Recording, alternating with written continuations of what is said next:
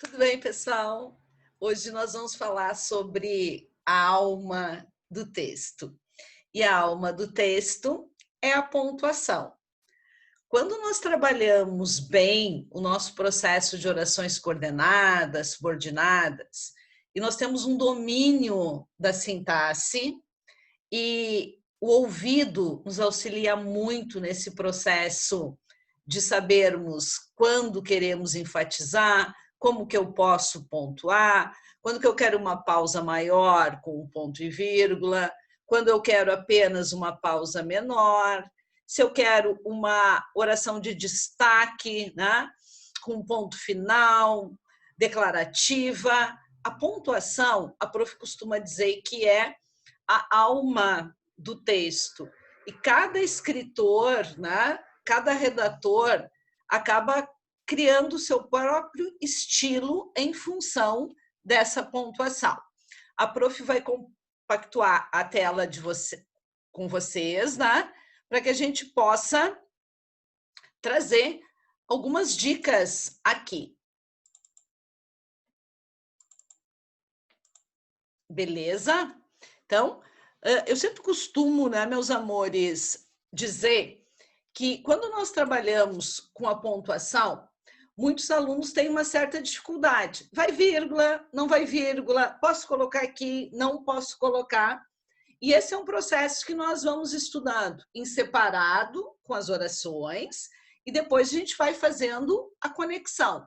Eu gosto muito de trabalhar com o ouvido, desde que eu tenha noção básica das regras, dessa estrutura organizacional do nosso período, beleza? O que é essa estrutura que a prof sempre diz? Se eu trabalhar por uma ordem direta, sujeito, mais verbo, mais complemento verbal, objeto direto, objeto indireto, se houver complemento nominal, e a posição do adjunto adverbial é no fim. Então, eu tenho uma organização sem inversão, por aquilo que a gente chama de uma ordem direta. Se eu mantiver essa ordem direta, eu não vou usar vírgula. Por quê? Diz a regra, não separe o sujeito do predicado, ou seja, o sujeito do verbo e dos seus complementos verbais. Agora, gente, se eu quiser dar o meu estilo, a minha ênfase, eu posso fazer desde que eu marque isso com vírgulas intercaladas. Se eu trouxer para o início da oração o meu adjunto adverbial, é porque eu quero dar um destaque. Nesse momento, vírgula, o menino saiu vagarosamente para o escritório.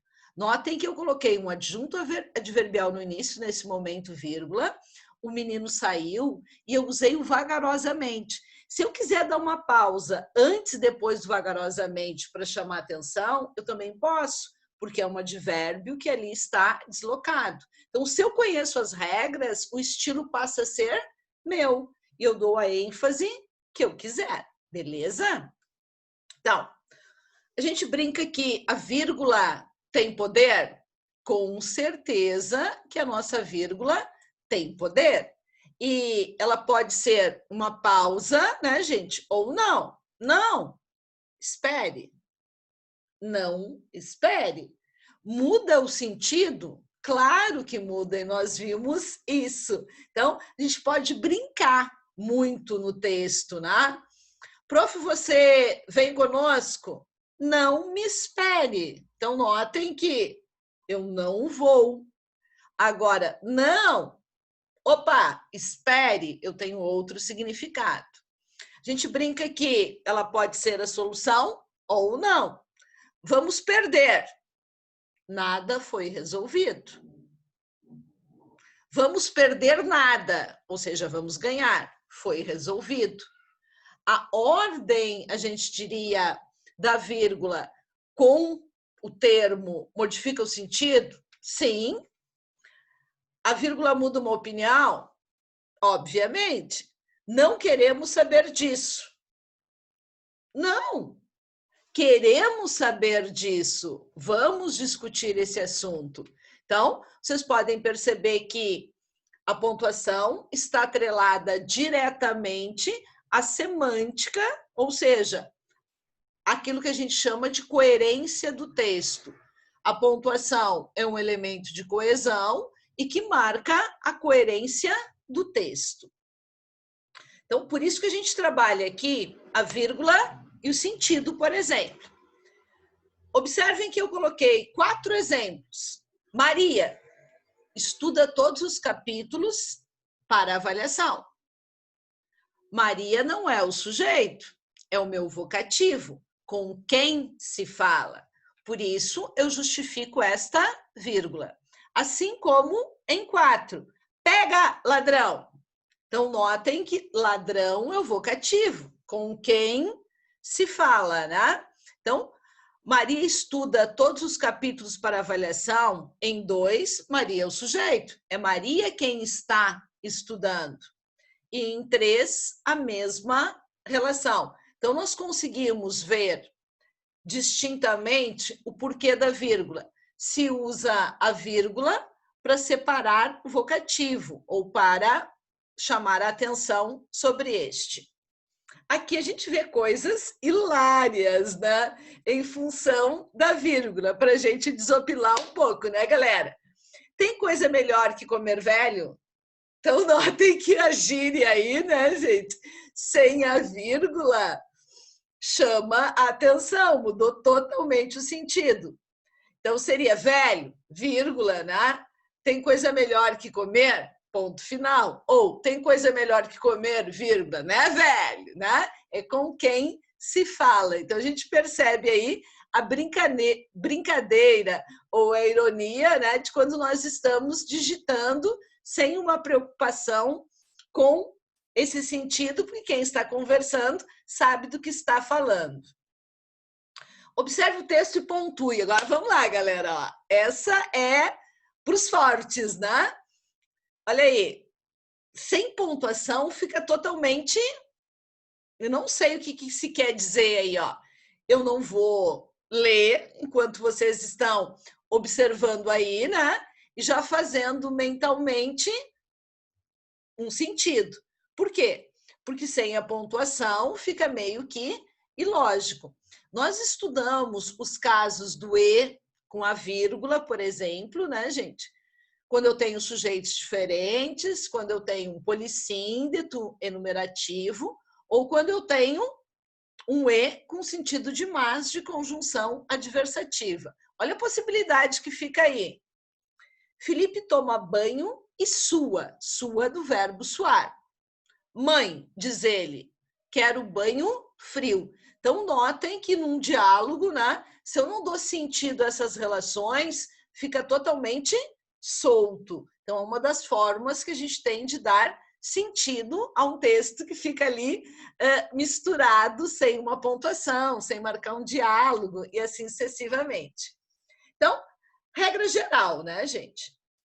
Não separe o predicado do sujeito, salvo se vier algo intercalado, nem o objeto direto ou indireto do verbo, nem o adjunto nominal, né, gente, do nome, se tiver nessa sequência, nem o complemento nominal, nem o predicativo do objeto, salvo se eu colocar algo intercalado.